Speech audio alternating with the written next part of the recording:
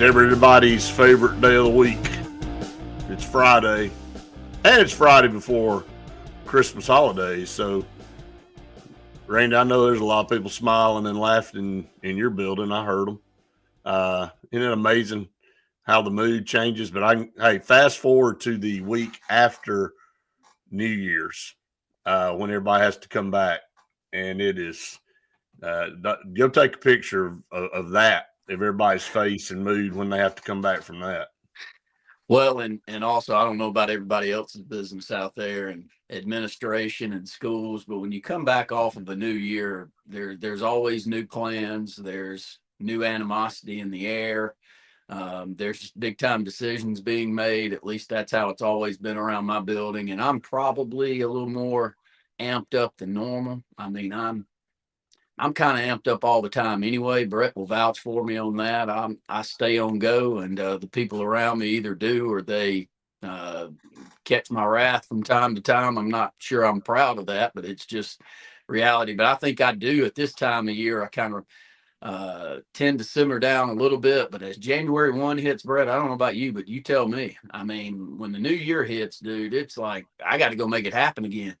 I bet every school and every admin and coach and teacher feels the same way. I don't know about you.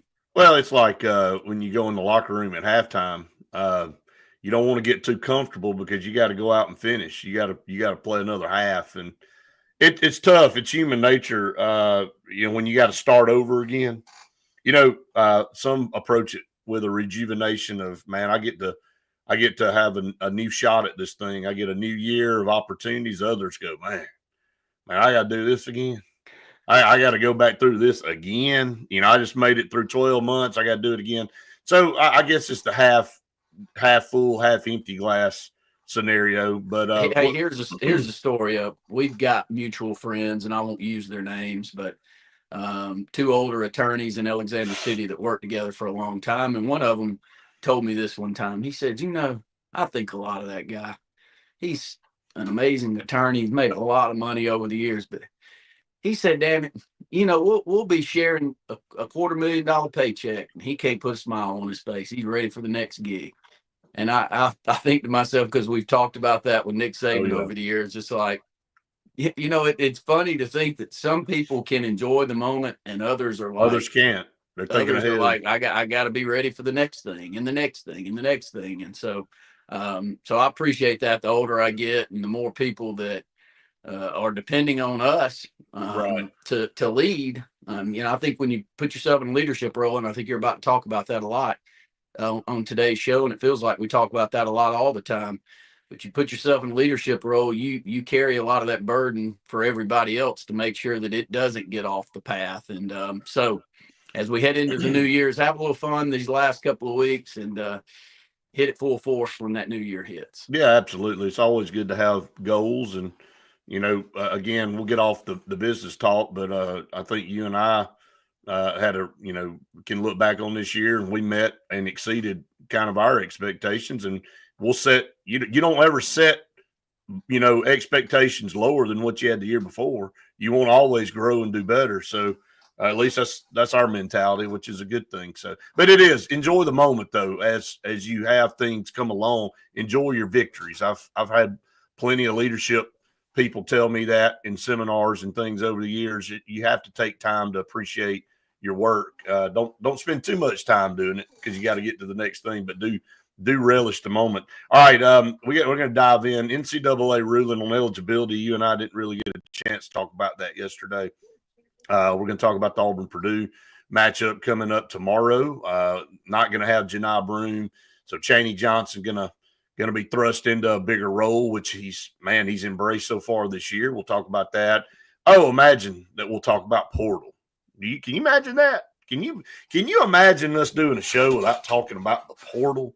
The old dreaded P word. No, don't y'all just leave that alone. Leave that alone. All right, so.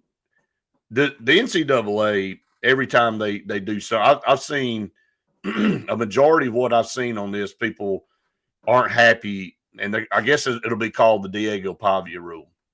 And, kind of catch everybody up on what it is that JUCO athletes retain all 4 years of their NCAA eligibility, even if they played a year or two of JUCO ball. You know, on one hand, it might encourage more people to go that route. On the other hand, you've got coaches like Steve Sarkisian that come out and say, we're going to have 28, 29-year-old kids. I don't guess you can call that a kid anymore. 28, 29-year-old men playing college football. And he said, what's the point at that point? And, you know, it is kind of odd. Right? That's a big age discrepancy when you look at a kid coming out of high school, especially early enrollees now. You get possibly a 17-year-old like we've seen a lot. How many times have we heard, oh, he's only 17? Hey, this kid's only 17. Oh, he's only 18. He's the only 18-year-old to ever do this. And then you got a guy that's out there that's 28, 29 years old, and you start to have more of those on the higher end because, you know, the NCAA is allowing it. I don't know, man. I don't really know how to feel about it, to be honest with you.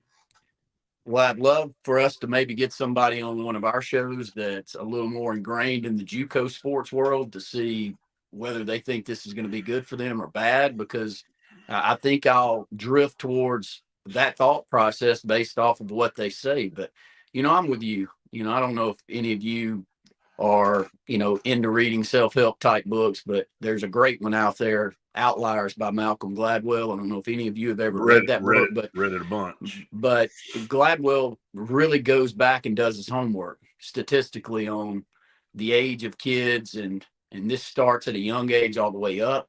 And Brett, we've seen it in the high school ranks where there's a lot of programs in our state, and not only in our state, but there's kids that I know in our community and kids that I know in bordering communities that are really playing that age game to their benefit.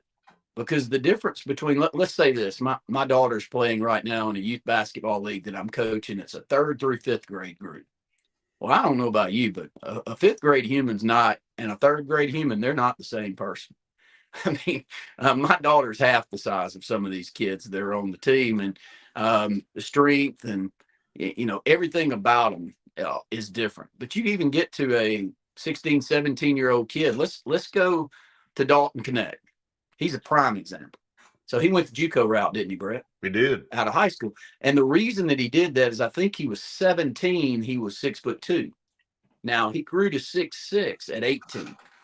So he started getting some looks. Now that 18, 19-year-old year was his first year in JUCO ball. So he got his scholarship offer at 17, 18 at 6'2". But then he grew another 4 to 5 inches that next year. And then he goes on, you see what he did. I mean, he was by far the best player in the SEC this past year. Right now, he's as good a rookie as we've seen in the league in a long time when it comes to scoring the basketball. He just happens to not be on a very good team, but a lot of people wish they had that pick back. You mean to tell me the Lakers aren't really good? No, they're not any good, and they didn't what put happened, it together, LeBron? and they completely wasted a first round pick on Bronny. But that's another story for we're gonna talk about that one day for sure.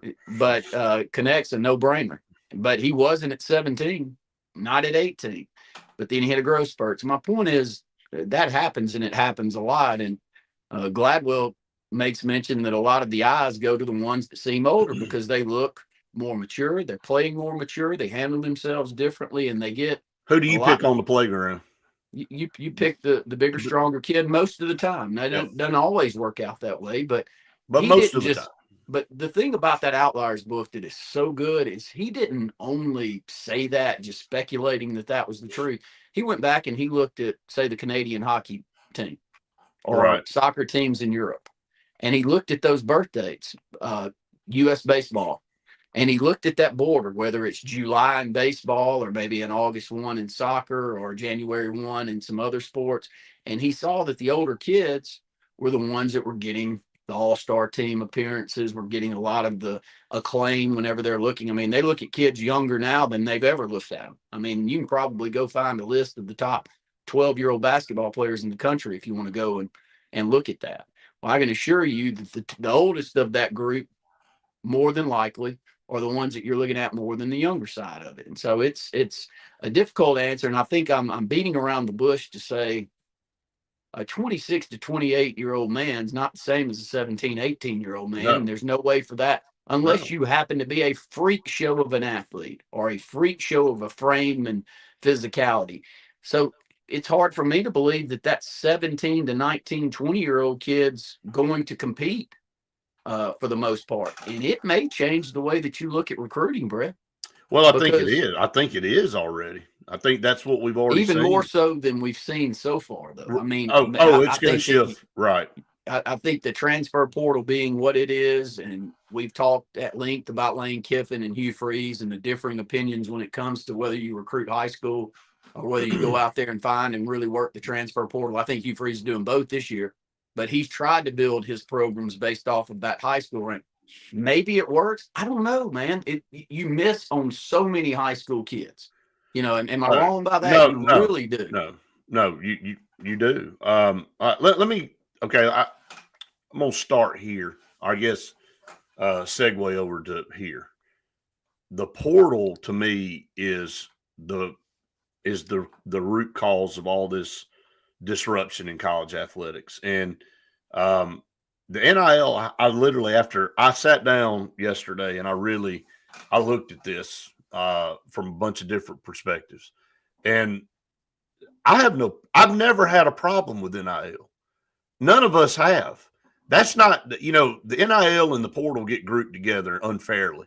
It just happens to roll off the tongue and everybody talks about it because it's the same. It's all grouped into affecting where somebody goes. Look, people have been getting paid for years, and we all know that. It's been under the table. Okay, so they uncovered that. I still have no problem with athletes getting paid. What I've had a problem with is the lack of organization and structure on why somebody goes somewhere, and then just basically the open market free agency every 9 months that comes around.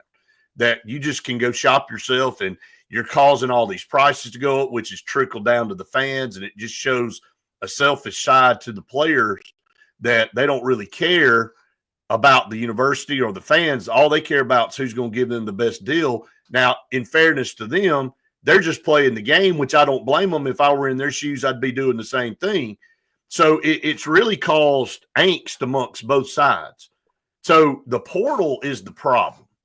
The portal, and you and I are on a text thread with somebody, and he totally agreed with me yesterday. And I think I've talked to more people. I was at a high school basketball game last night, and they said they saw us talking yesterday on the podcast, and they said, man, I couldn't agree more that, this portal is really the root of the problem, and they just got to either get rid of it, or you get one shot in it and you go back to the old rule where you can transfer one time, or you sign a contract or some type of thing where you come out of high school, you're locked in for 2 years, and then you have one opportunity to transfer if you so choose to do that. If not, you finish up with that college or you move to another college. But once you transfer, you're done, man. That's it for you. If it doesn't work out, it doesn't work out. But this wide open portal, a couple of windows every year where coaches are trying to get some semblance of organization and plan moving forward, and then you open up another portal window, and now it's just complete disruption again. That, to me, this is the root of the problem, and the NCAA should have reined this in. I'm hoping they'll go back and look at this. I think you'll clean up a majority of this problem if you'll just decide that we're going to go back to the old one-time transfer. Maybe you look at cases in hardship where you give exceptions and you can rule, but we're done with this. You can transfer 4 or 5 times during your college career. Well, I like what you're saying there. Look, the 2-year gives you a chance to sign a collective contract. Here's been the confusion for me. And you and I've had deep conversations with someone that I have a ton of respect for. He just happens to have been involved with the collective on the Alabama side from the get-go. Right. One of our favorite people. I don't have to say his name on here, but we think a lot of him. Happens to just cheer for the wrong team. But so he's tried to explain the way this collective was going to work out, and the way that he explained it's the way that it has, Brett. I didn't see it to begin with. Did you? When I initially saw the NIL and heard the NIL, I was like, name, image, and likeness. You're going to have to go out there. You're going to have to find you somebody. Well, that's the way the rule was written. You're going That's to the have way to the world find was you written. somebody that can support you in finding, people that would like to use your name, image, and likeness to pay you. And I thought it was going to be that basic. No, that's not what it is at all. Now you come out of high school and the collective's got this money, and the money is generated by the donors and the rest of us that also give money that's now going to this collective. And you take not even one of the top recruits, but let's just say a marginal recruit to Alabama or Auburn, and you're going to commit to them a couple $100,000 a year. Correct. And then, Exactly. well, the problem with that couple $100,000 a year right now is every 9 months you got to renegotiate that. And if somebody else is out there and you have a good year, then you have the chance to go out and say, get $1 million a year. I'm not against that. But I do think that unless you just want it to be a free reign out there and we never corral this thing, you're going to have to do what you said right there. And I think that's very fair. And it's what the professional sports do. You sign a contract. I'm not saying for 4 years. I'm saying for 2 years. And then when that 2-year window comes up, you can go renegotiate with the school that you're currently with, or you can go on the transfer portal and you can go wherever the hell you want to go. I agree. And then if your value is worth $200,000 at 18, and by the time you're 20 and you've been an all SEC player, You and can get your SEC, value. then you go out there and you say, look, I'm going to need $2 million a year. And Auburn, you pay me, or I'm going to go get somebody else to pay me. I'm all for that.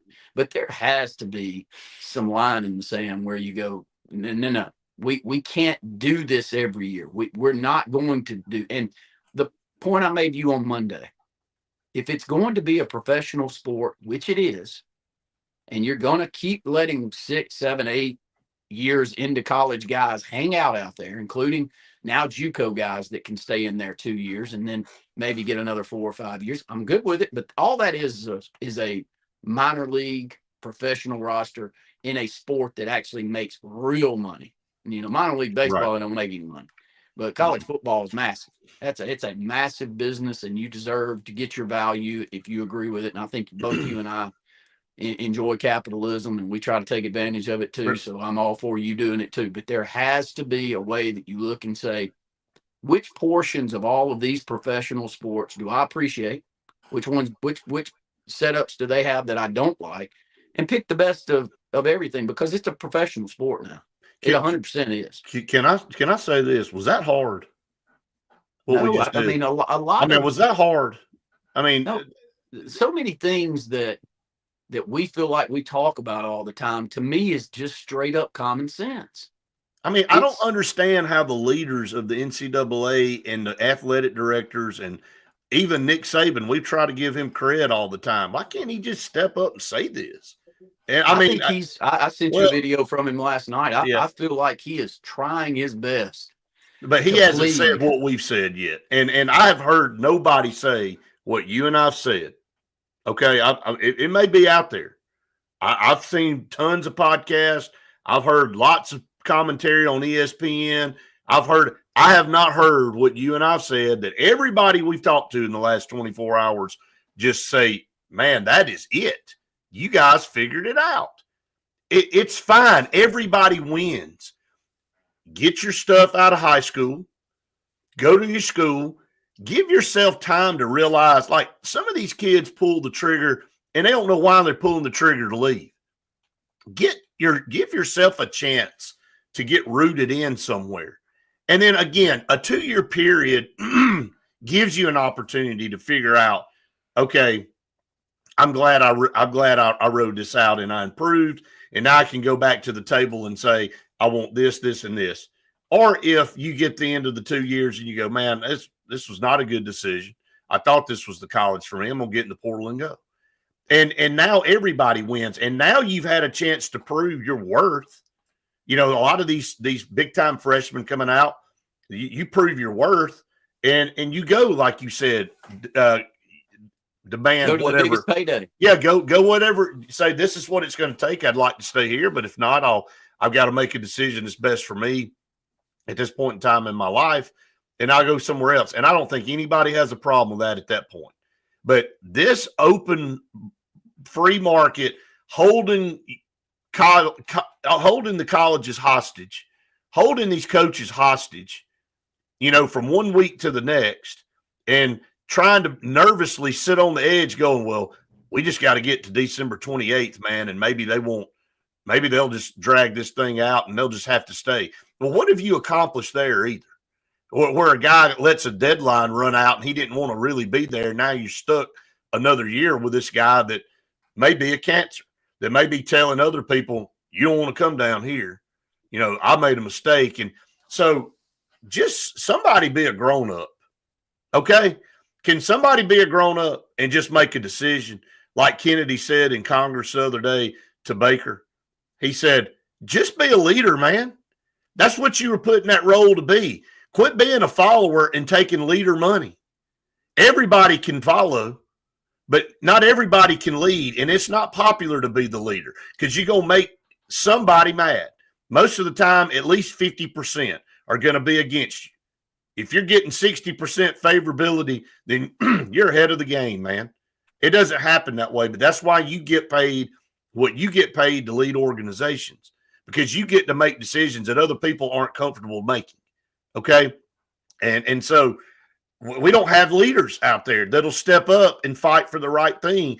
To me, this is the perfect plan for the student athletes. It's fair. We haven't taken any NIL money away from them. They still have opportunities. And it gives the colleges an opportunity to take a breath. Look, I worked in JUCO for 27 years. I watch the grind of JUCO coaches having to constantly recruit their roster because you get turnover every 2 years. And that was one of the things that NCAA Division I coaches had a chance to do is once you got a kid, you had them, man, for at least 3 years. And you just didn't have to worry about it anymore. And now it's every year for everybody, JUCO included. And so it's broken. It's okay to admit it's broken, but go in there and fix it. Don't make it worse and continue to turn a blind eye and say, oh, well, this is just how it is now in the new day. No, it doesn't. No, it doesn't have to be that way. You can go back and say, we've made a mistake. We're going to limit transfer portal opportunities for student athletes. If you don't like that, then don't play. But set the rules and the guidelines that everybody has to abide by. Well, the problem is if you give any leeway one way or another, let's go back to Mustafa Heron, just a prime example. Let's say that he gets allowed the transfer for a sickness in the family. And look, none of us are cheering for any of that to happen to any of these kids. But back to the gray area, the moment that you allow that to happen, then you've got that excuse all the time from then on out, Brett. And how do you make a decision that you're not going to allow that? So, and back to some of these other transfers and back to Diego Pavia, which I can't stand this rule. It's not that I mind him. I don't like it either. Look, if he beats us again next year, golly, tip my hat to him. I don't care. If we're bad enough to lose to Vandy, then I've said this about playing UAB and South Alabama's and Jacksonville State's. Why in the hell would you not pay him to come and play you, to keep the money here in the state where it's needed so tremendously? And if you lose to them, it's your own damn fault. Really, I have always, me and Luke have had some knockdown dragouts when it comes to that. I agree with 100%. But I don't get that. I have no clue why you'd want to go give Murray State the money instead of UAB. And if you say, well, I don't want UAB to be strong, then they're never going to be up to the standard of Alabama and Auburn. It's not going to happen. But let me get back on this other. But the moment that gray area is allowed, then you're going to have people that are going to push that border constant. You and I actually work in the high school market more than we do in Auburn. Agree? We do this every day. I mean, I'm working with AHSA, not directly with them, but you and I do broadcasting. We are contracted. We're contracted. We do a lot of content for them. And I've heard over the years, how are they going to rein in certain things like transfers? Like, look, the answer I give everybody is unless you do it and it's very clear that you're doing something wrong, what do you want them to do? Like, really?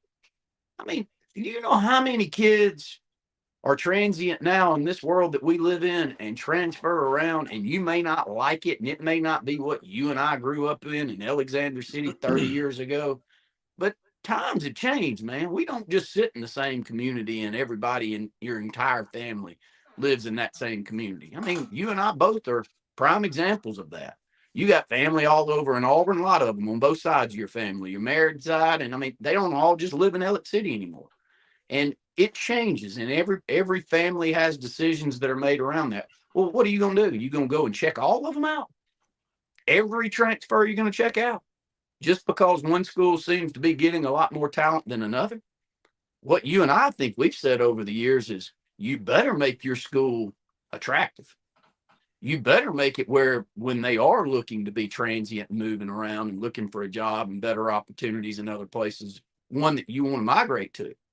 You've said that over and over and over again about the Elliott City school system. And I tip my hat to you because you have fought harder than really anybody to make sure that new school is getting built and the facilities are going to be up to par and the administration's as good as you can get it. And the coaches are held accountable and do a great job with it. Agree? No Well, doubt. we've seen it with Thompson High School in Alabaster, Alabama.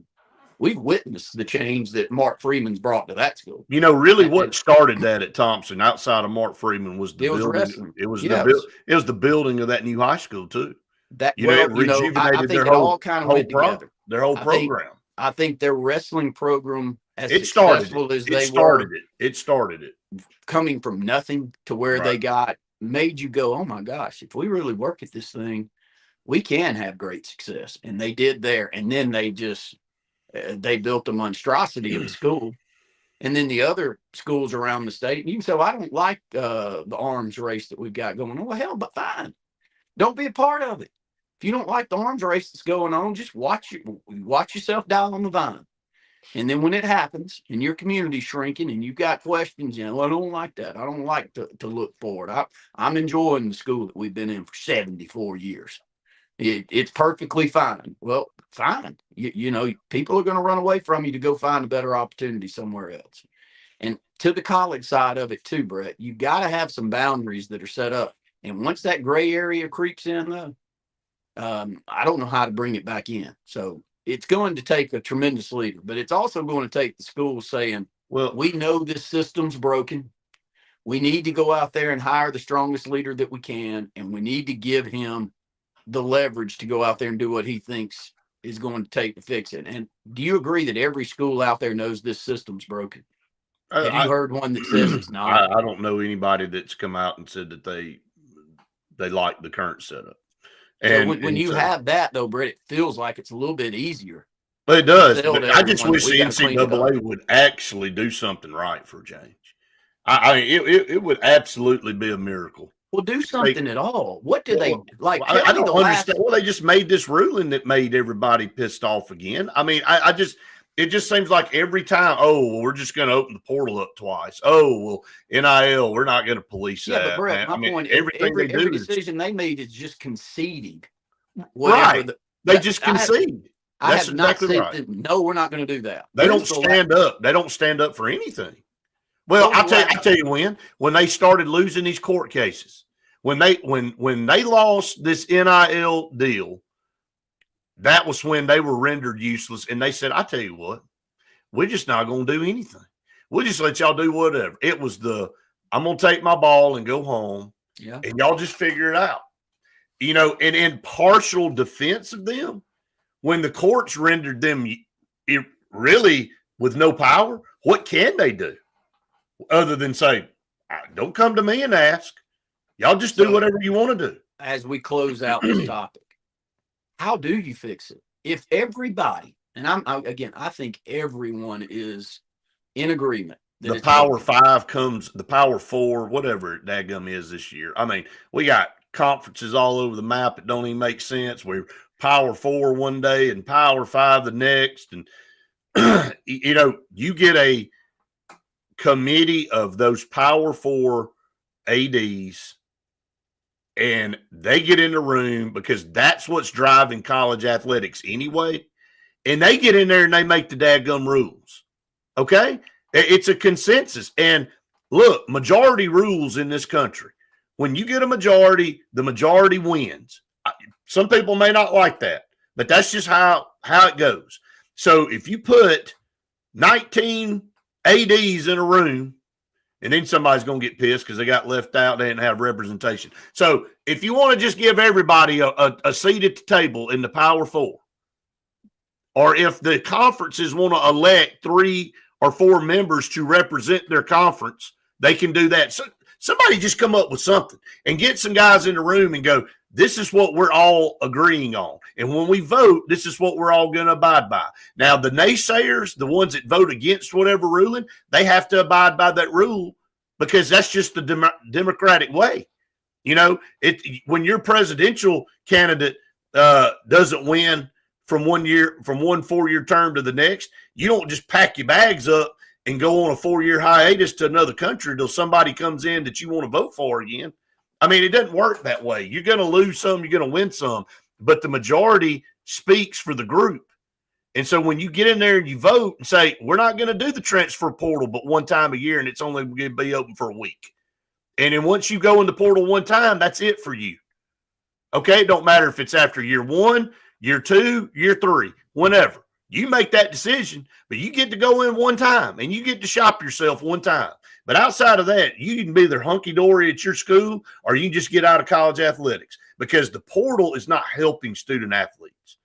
It's a vehicle out there on the side for when you get pissed off and things aren't going your way at that school that you go, I'm going to get in the portal. I'm leaving. I'm not respected down here. I'm going to go shop myself around. Somebody else is calling me anyway.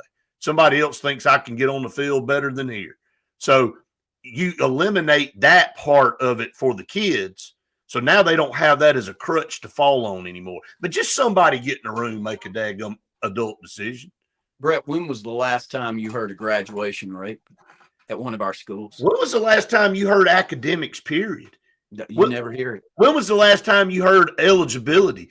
Is he going to make it? You remember that's all we used to talk about on our shows, man. You know he's trying to get in school here. I don't know if he's going. I mean, he's got to. Barely is he going to be eligible next year? You know, I remember a lot of these talks going into, or we're going to have to send him to JUCO, and he's going to have to stay at JUCO for at least a year to get his grades up. When was the last time you saw that happen? Or prep school? There are no rules. There are no boundaries. There's no expectations. There's no anything. How many of these kids really? I mean, I'm not trying to throw shade at anybody, and I mean this sincerely. How many of these kids going to class? I'm serious. I want to know how many of these kids are going to class. Randy, we got college football that's going to basically run up till February. I mean, January 20th is the national championship game. I mean, you just 10 days from the month of February. Well, what happens at the end of February, 1st of March? Spring football practice starts for some schools. And that goes all the way through April and then the first part of May. And then what happens in July? We have media days, don't we? And then what happens after July? Fall camp starts, man. And then in 30 days, 35, 40 days, you have the start of the college football season. When are these kids going to school, man? Well, you know, but back to your point on the expectations of the kid. And I think the best point, and we'll move over to AU and Purdue, but the best point you've made today that I want to make sure we close with is I really believe that your thought on keeping someone committed for 2 years under a contract and then giving them that one time. Right. So if they sign with Auburn at 18 years old, they're there for 2 years.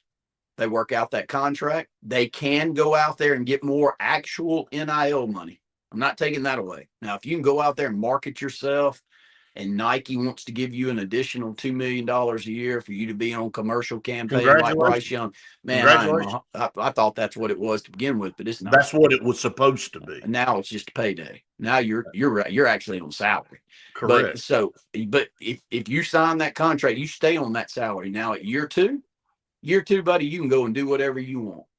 You can transfer, you can stay, you can go back and renegotiate with the school. You can do whatever you choose at that point, but you can't do it but one time. I love the idea. I don't know if anyone else out there has a different one, but the biggest thing as we move on from this is somebody needs to make a decision and stick with it. And it can't be what we've got right now. I don't see how it's sustainable at all. I don't either. And we're going to continue to talk about this. And maybe somebody will see this and send it up the ladder. It's the only thing I can say. And I'll say one more thing. You and I, we get a little inside information from people with collectives and all, not just Auburn, but other places. And we heard what a player gets paid every 2 weeks yesterday. Somebody signed me up for that. And again, I'm not a great athlete. I didn't get a chance to play college athletics. So kudos to these kids, but the number that we were told, and then you got somebody complaining about that, wanting more. Man, we got to check ourselves, man. I'm serious. I mean, the amount of money that kid's bringing in a month versus the rest of us that are busting our rear end out here, and have gone through the levels of, paying our dues. And I hate to say it that way, but you went to college, you got your degree, you worked your way up, you started a business, you're going out there doing things. And, I hate to say that's kind of the blueprint for what we've done. And I know that everybody doesn't have to follow that same blueprint, but that's kind of the standard way to do it. But now you got kids that are 18 years old coming out of high school making just unbelievable money, man. And they have no structure for how to manage that and what to do with it. And, how it is when you got money all of a sudden, people all of a sudden are your best friend. They want to be around you. As soon as the money dries up, you can't find them. So you're putting a lot of stress, again, on these kids too.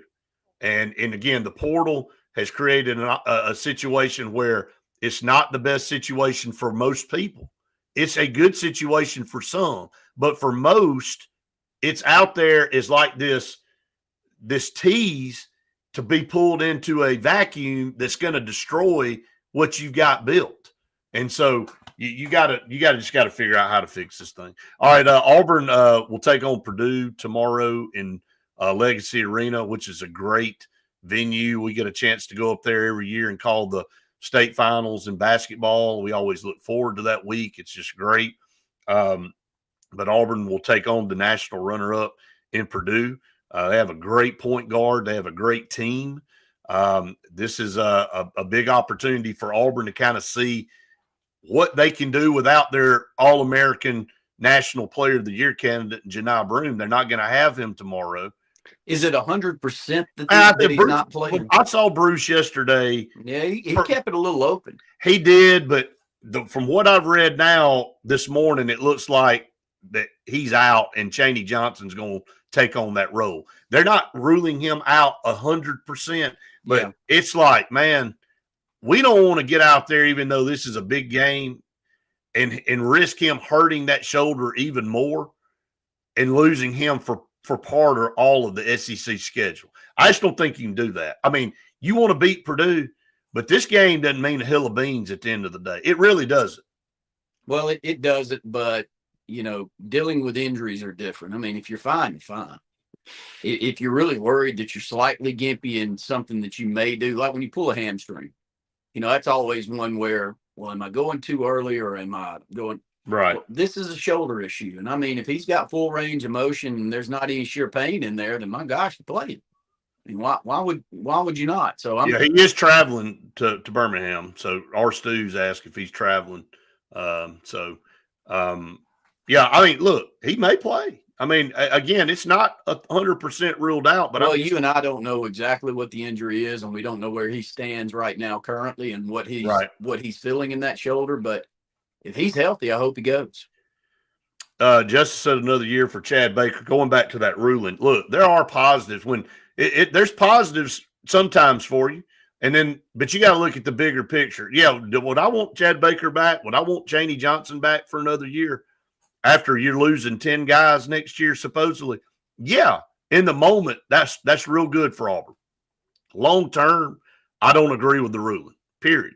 I just think, there's always going to be situations that in the present where it may be favorable for you. That ruling may work out for you, but there's going to be a lot of other times when you look at the bigger picture and the scope of the whole deal where it's just not good for the sport. It's not good for the overall health of the sport.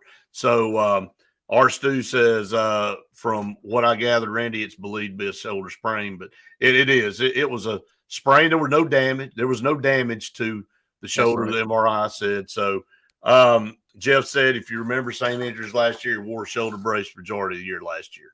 So it will be a determination between him and Bruce Pearl whether they feel like he needs to go out there and play Saturday. If they feel like he needs to just go ahead and take a rest for the last week of the non-conference season and get ready for the SEC play and know that you're 100%, then I'm all for that. Hey, look, we can beat Purdue without Jedi Broom. Now, it would be a little bit tougher because when you take your best player off your team, I don't care who you are. I mean, you take Cooper Flagg off Duke, they're not the same team. You take Mark Sears off Alabama, they're not the same team. Doesn't mean they're going to go out there and tank. It's just going to be a little bit harder. I mean, some other guys are going to have to step up because you're going to have to make up 20 to 21 points and probably 10 to 12 to 15 rebounds. Okay, so you just have to spread the wealth a little bit. But Auburn's talented enough that they can win a game, okay, without their star player. So I think it's a challenge. I think it's an opportunity to show the country that, man, we have a complete team. And, yes, we're down our best player, but we can go out here and play with a national runner-up without him. But, again, you may see him some in this game.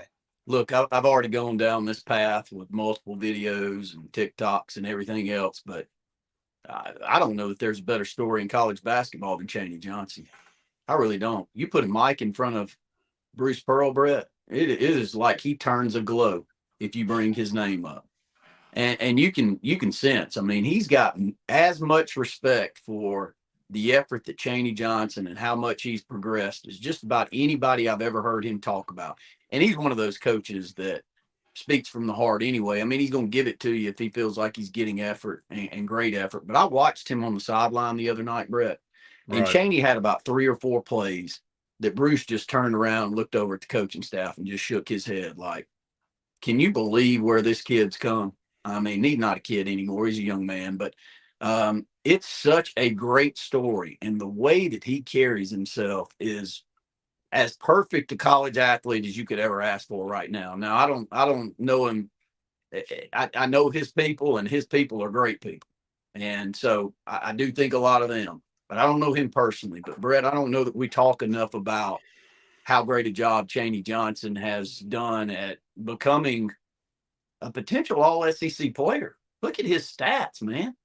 If he finishes averaging 14 and 7 or 8, which he could easily finish averaging 14, 15 points a game, 7 or 8 rebounds per game. Oh, yeah. And he's not expected to go out there and do what Janai's expected night in and night out, but he's doing it. He's not far from it.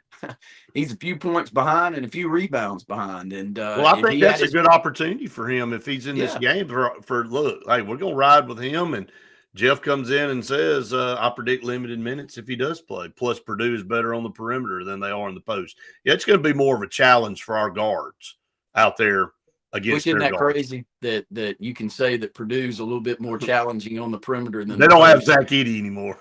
Well, you go into those games even over the last 15 years, really, with Purdue, knowing that they're going to go get someone that they sell and being a center that they're going to try to send to the league, right? A center that we're going to run our offense through, and to see how good they are on the perimeter just makes things change up.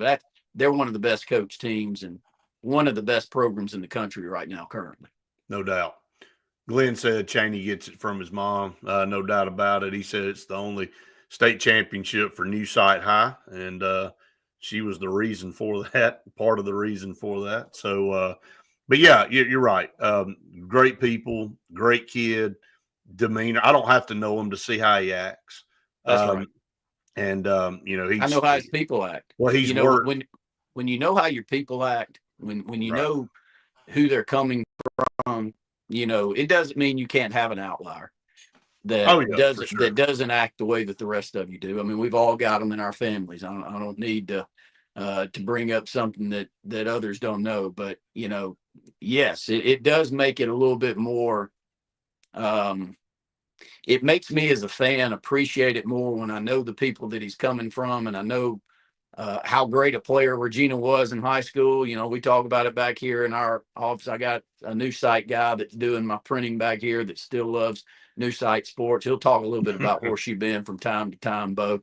But for the most part, he's going to be talking about new site. And, you know, and they do speak of, you know, she's the best basketball player in their school history. And so, yeah, I know a lot of those people, and they're still around here. And I see Stevie at all the ball games. His family's always there. So it does make you cheer a little bit louder for the people that are at least grew up and, you know, people around them in your local community. No doubt about it.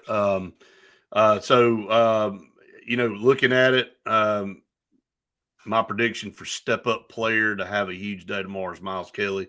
You know, I think Miles Kelly on any given night could put 20 up. I mean, that guy, when he's on fire outside, dude, it seems like you can't feed him the ball enough. Well, let me brag on him also.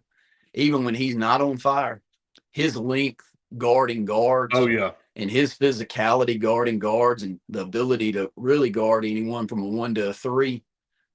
In Bruce Pearl's team chemistry, it's perfect. And we haven't been that way a lot of the time under Bruce Pearl. We've had some diminutive guards that whenever you match up, it doesn't mean they don't play hard, doesn't mean they're not trying to be physical, but it's very tough to be physical unless you're Denver Jones' size. I mean, Denver Jones is he's a defensive end body. He's 6'4", 210 pounds in a basketball frame, right? With big, strong legs. I mean, I was telling my son the other night, because I've been on him really hard lately about being more aggressive and learning how to use his body in the sports. I said, I want you to watch Denver Jones the entire ball game tonight. Watch the way he uses his hands. Watch how active his hands are in the dribble lane. Watch how physical. If you try to bull him, you can go anywhere. If you're a guard and you're going to try to body him up and get him to the basket, forget it. He's stronger than any of them that we're going to match with. And we haven't been able to say that. Miles Kelly's nowhere near the strength and the size that Denver Jones is, but he's got the length, Brett. And he plays really hard. So, yeah, I'm hopeful that they both score 16 to 18 points. But even when they only give you 6 or 8, what they do for you on the defensive side is better than what we've had at times in the past.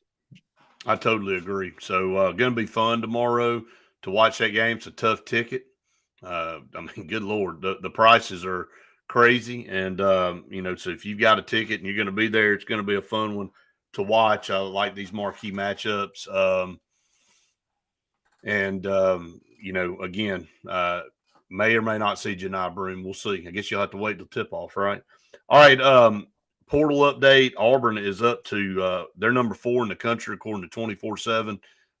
Man, this has been a great portal class. You know, and I was reading, Randy, this goes back to our original talk this morning.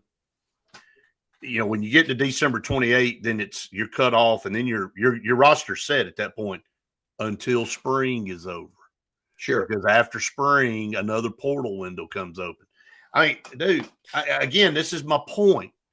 It's like you can't rest. And it's like, we're going to go through spring. Let me see if I can figure out if I want to how spring practice goes. And then if spring practice doesn't go the way I want it to go, then I'm going to get in the portal and I'm going to go right over here and play for somebody that's on this team's schedule. And I already know everything that, again, I really don't like the spring portal window. This window, after the season's over and you're trying to collect yourself, I'm fine with that. But when January hits, man, it ought to be set going into the next year.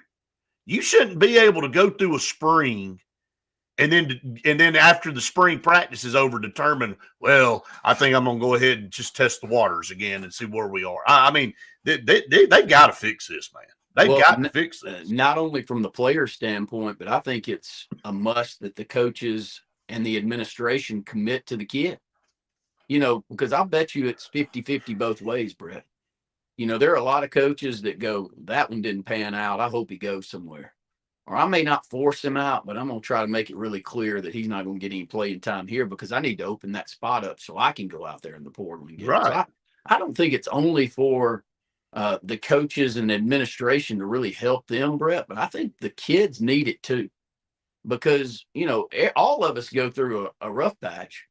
let's say I don't play well one year, doesn't mean I'm not going to play well the next year. Or let's say I'm barely getting minutes one year, and then the next year I really work hard, and I'm going through a nice little streak where my work ethic's really picked up, and I've got the right people in my life, and the right leaders are around me. Because hey, let's don't kid ourselves, Brett. The leadership at all of these schools turnover is ridiculous. I mean, if we're going to hold the kids accountable, let's hold everybody else accountable. Let's say the right coaching staff with the right scheme comes into place with the right culture, and all of a sudden things. Eugene Asante is a prime example. Absolutely. I mean, I don't know that he was ever going to get a snap until the new coaching staff comes in, and then he had a good year this year, but he had a great year last year, and he came out of nowhere for us to have that. So there's always been players like that. So I think the players need some kind of consistency too, because right now it's free willy-nilly for the coaches too. We hear it. He wasn't what we expected. We're gonna have to get him out of here. Well, that's not fair.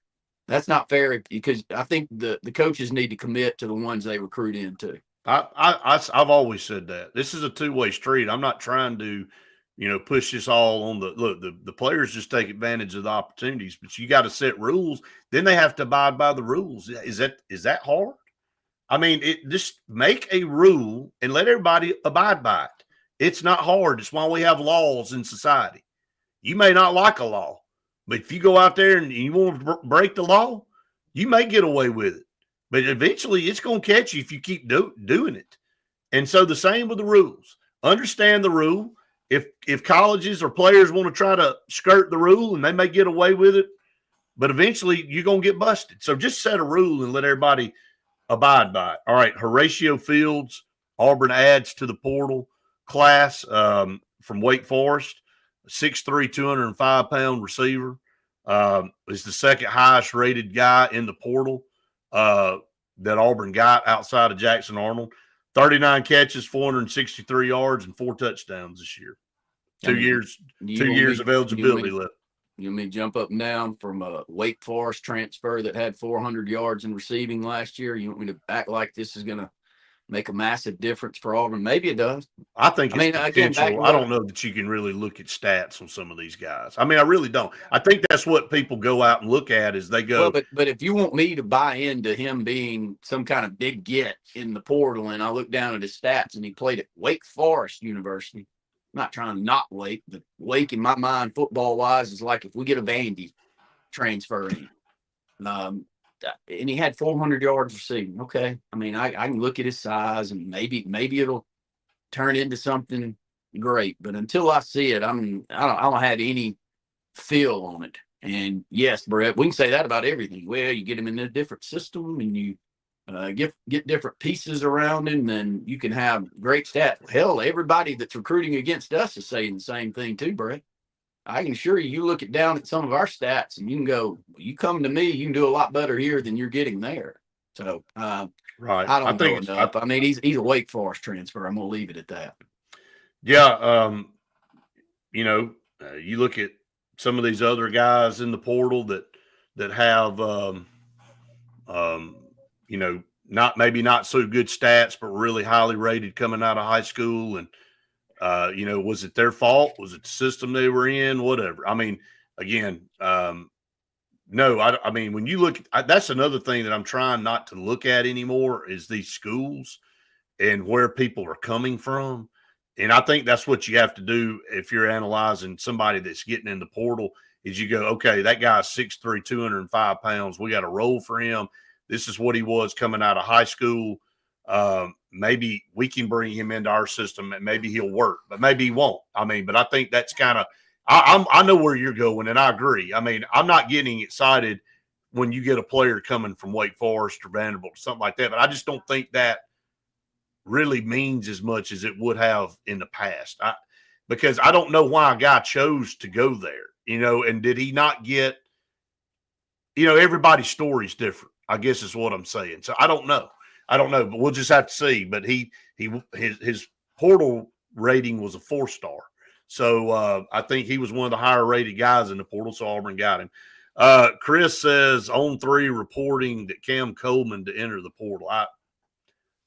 I hadn't seen anything on that, Chris, nor I don't think that's happening by any indication that I've had. And I talked to some people last night that said, now he may have changed his, heck, in this world, if you wake up in the morning and get a hinkering or you get a phone call from somebody, you may change your whole demeanor and everything you're doing. So I don't know what the kid is doing from one day to the next, nor does anybody else. I just hadn't heard anything on that one. I just think there's a lot of rumor that go around. And again, when you open this portal window like this and you have all this ambiguity out there, you have this kind of stuff. Now, the guy may be going in the portal, but I hadn't seen anything, nor has anybody that we're close to that would probably know, has said anything to us about it. So I'll just leave it at that. All right, it's 9:00. So we've been with it an hour this morning. And again, we want to thank Sensa Green for air that's cool and clean. Call on Sensa Green. They're the carrier dealer here in the state of Alabama, and they've joined our podcast here, and we're glad to have Sensa Green part of our program each and every day. Again, for some of the best heating and air units out there, carrier units are some of the best. So make sure you call on Sensa Green. They have some great deals going on here now and into the first part of the year where you can save thousands of dollars on a new unit. So if you're in the market for a new heating and air unit, call on Sensa Green. And Randy, I'll kick it to you. Wide open down here, still working today. If you come in, my kids will be running around like chickens with their head cut off back here in the back. Hopefully they're retaining some of it, Brett. They can carry over some work ethic one day. But at Lee Apparel, we are really, really busy with the end of the year.